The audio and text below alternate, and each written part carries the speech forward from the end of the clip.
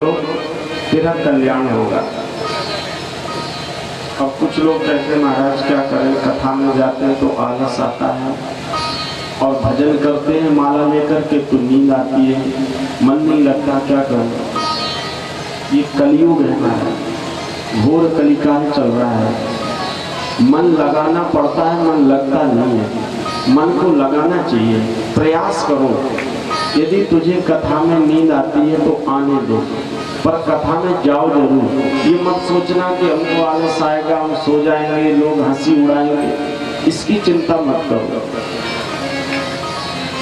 पहले तो कथा में कभी जाओ तो कम भोजन करके जाना चाहिए, स्वल्पाहार। स्वल्प भोजन करोगे तो आलस नहीं आएगा।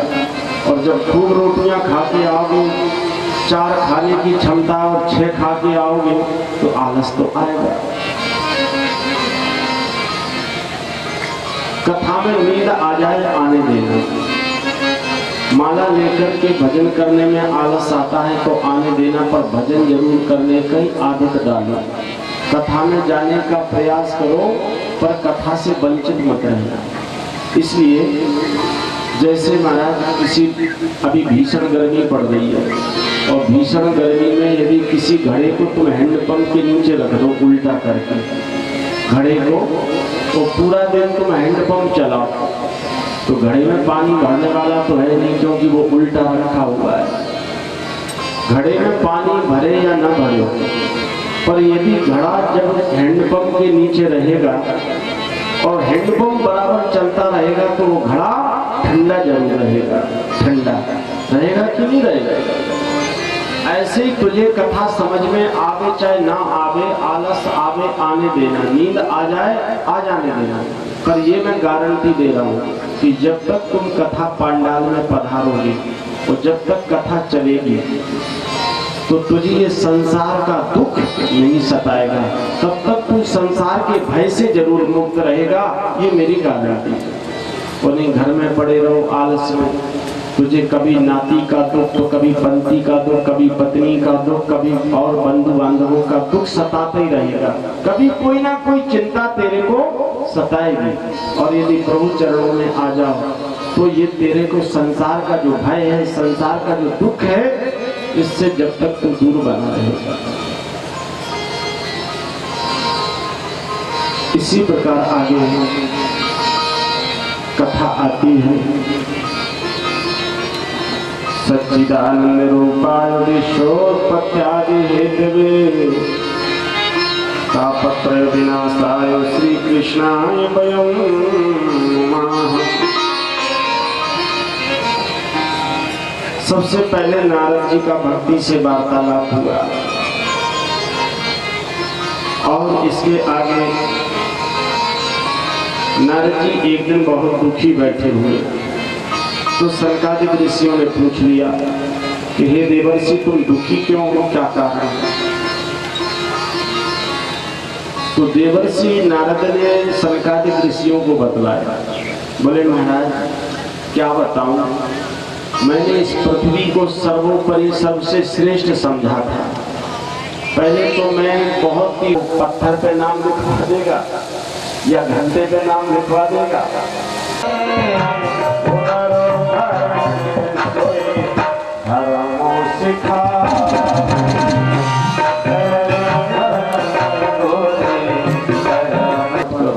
शिव चालीसा का पाठ याद करो या दुर्गा चालीसा का पाठ। महाराज बेटी, तुम्हारे घर में कितने बेटे हैं, कितना तुम्हारा ध्यान रखते हैं, तुम खुद बताना ईमानदारी से। और बेटी ससुराल में भी रहती है तो भी अपने माँ बाप की, और बेटा तेरा मेहनत का और तेरे से सारा धन खींच करके और तेरे सामने ही बर्बाद करता है, लेटता है, और फिर भी तू चुप रहता है। और बेटी के 4-6 कन्याएं हो गई तो कन्याओं के यहाँ से धन लेकर के अपना पेट भर रहे हैं। पहले पुरुष मालिक होते थे, अब स्त्रियों की महाराज मनमानी हो रही है हर घर में।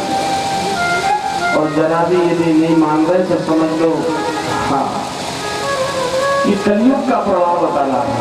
तरुणी प्रभुता गई, तरुणी मानी स्त्री, प्रभुता यानी इनकी मालिकी है घर घर में, हर घर में, घर बेगार है सारे, है ना। तो साले की जिसने सलाह दी पर अपने माँ बाप का आदर नहीं किया, माता पिता का, समझ लो वो घर कभी उन्नति नहीं कर सकता है, अवश्य अवनति की ओर जाएगा। तो साले को बुद्धि तयता है।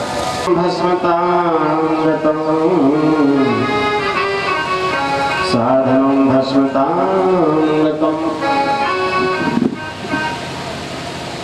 और कुछ अल्पज्ञ ब्राह्मणों ने महाराज कुछ लोभ से बिना बुलाए घर घर में जाकर के श्रीमद् भागवत कथा सुनाने लगे।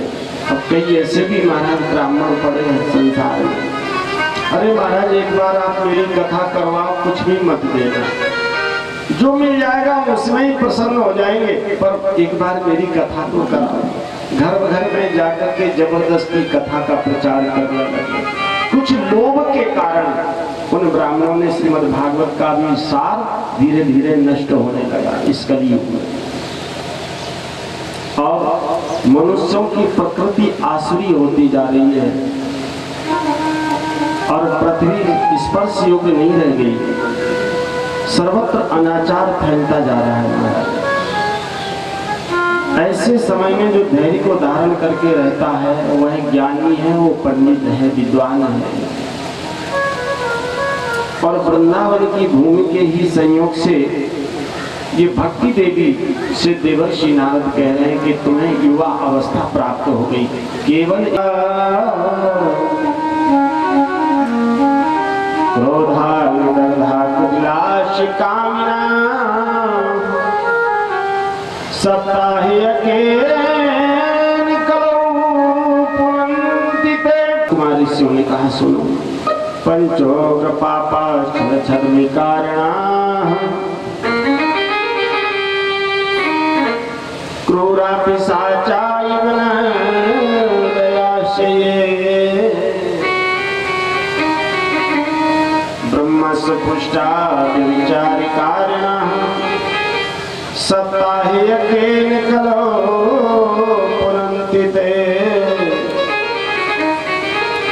सप्ताहे निकलो पुनन्तिते। 5 प्रकार के यदि किसी ने पाप किए हो, वो यदि इस कथा को ध्यान पूर्वक सुने तो पवित्र हो जाते हैं। यदि ये पाप कर्म आप किसी से भी हो गए हो तो इस कथा को 7 दिन नियम पूर्वक सुन लो तो तुम्हारे पापों का प्रायश्चित हो जाएगा। कौन कौन से? जिसने ब्राह्मण को कभी लूट लिया हो, ब्राह्मण को लूटना महाराज पाप होता है, या ब्राह्मण का किसी प्रकार से धन हरण कर लिया हो, ऐसे लोगों को ये कथा ध्यान पूर्वक सुनना चाहिए। क्रूर प्रवृत्ति वाला हो, पिशाच के समान निर्दयी हो, छल कपट से भरा हो और निरंतर व्यभिचार करता हो, वो भी इस कथा के श्रवण से पवित्र हो जाते हैं। अब 5 ये तो पापियों का वर्णन किया, अब महापापी सुनो। जिन्होंने यदि महापाप किए हो वो भी यदि इस कथा को सुने तो पवित्र हो जाते हैं। 5 महापाप कौन कौन से होते मालूम? ब्रह्मग्नश्चैव गोघनश्च स्वर्णतेज मद्यपाः तत्संसर्गी पंचमश्च युग्रपापापकीर्तिता।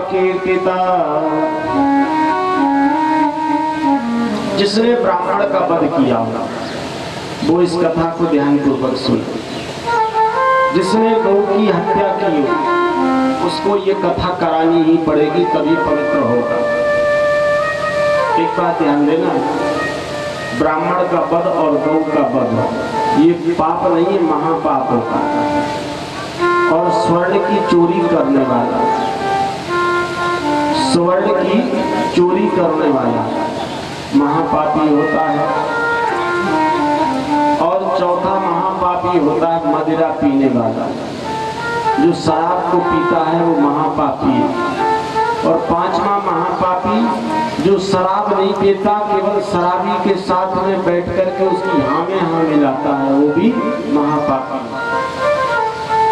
तो ये पांचों महापापी इस कथा से ही पवित्र होते हैं।